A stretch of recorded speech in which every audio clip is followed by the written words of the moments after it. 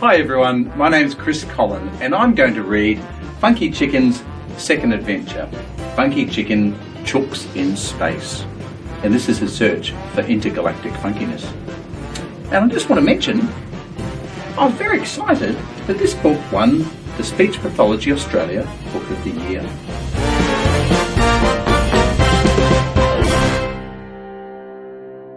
So here we go everyone, Funky Chicken Chooks in Space. On a warm summer's day, out beyond Humpty-Doo, Funky Chicken was dreaming of things he could do. He woke with a start and a brilliant thought of becoming the first ever Chook astronaut. A spectacular voyage he'd make, just in case he had any family living in space. He'd fly around the planets and have a good look to seek out an extraterrestrial chook. The first thing to do was to warn Bob and Sue of this wonderful trip he was planning to do. Sue was astonished. "But this is absurd. I don't know what gets in the head of that bird. Why would that chook want to fly out in space? He's part of the family, part of this place." But the chook was determined, and Bob, well he knew, Funky Chook's wacky dreaming might even come true.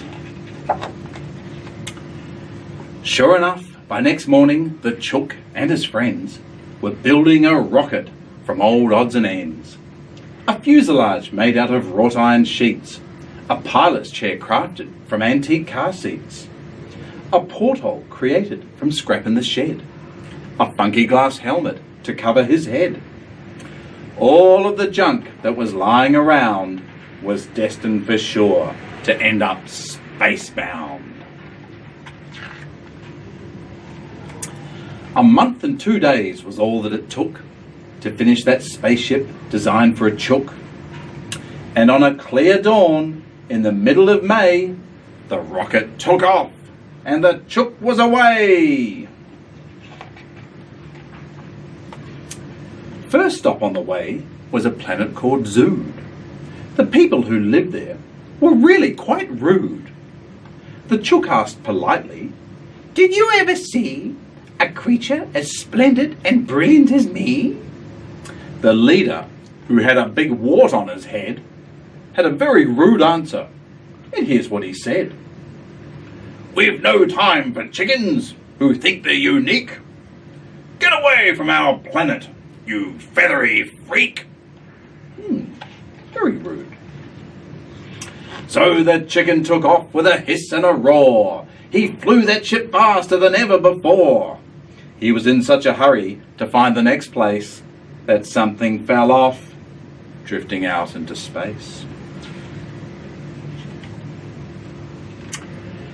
The chook rumbled on to the far land of Fink, a planet that oozed an unbearable stink. He landed the ship with a bit of a bump and sniffed at the air, which smelt like a dump. This place smelled of things you would not want to eat, like stink bombs and fungus and cheese-flavoured feet. The stench was so vile to the nose of a chook, he decided to leave without taking a look. So the chicken took off with a hiss and a roar. He flew that ship faster than ever before. He was in such a rush to escape from that place that something fell off, drifting out into space.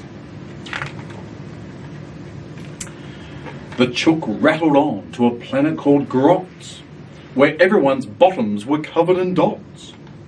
He met with their bum-spotted leader and king, a strange-looking creature with hair like old string. And Funky inquired, "Did you ever see elegant creatures who look just like me?" The king said, "No creature like you lives on Grots. They couldn't live here. Their bums have no dots." So the chicken took off with a hiss and a roar. He flew that ship faster than ever before. He was in such a hurry to find the next place that something fell off, drifting out into space. He flew the full length of the whole Milky Way. He flew for a year, 7 months and 1 day. He had nearly lost hope of finding another, a cousin, an uncle, a sister or brother. His very last stop was a planet called Ween, where he had morning tea with the beautiful Queen. She spoke of a place where the feathered folk flew, where animals flourished and the sky was deep blue. To the chicken's delight and excitement that day, she pointed her finger to show him the way. So our chicken took off with a hiss and a roar. He flew that ship faster than ever before. At a speed that no living creature had been, he powered through space in his funky machine. The chook hurtled on in a mad feathered dash. Great chunks of the rocket flew off with a crash.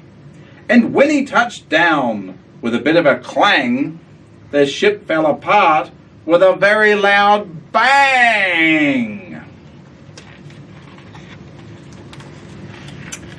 Our hero emerged from the wreck and hopped out, with animals everywhere running about.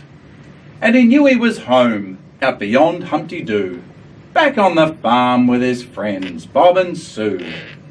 The chook was so happy he'd landed on earth, and hugged his old farm friends for all he was worth. It was then that he knew there was no need to roam. His family and friends were all right here at home, because there's no place like home.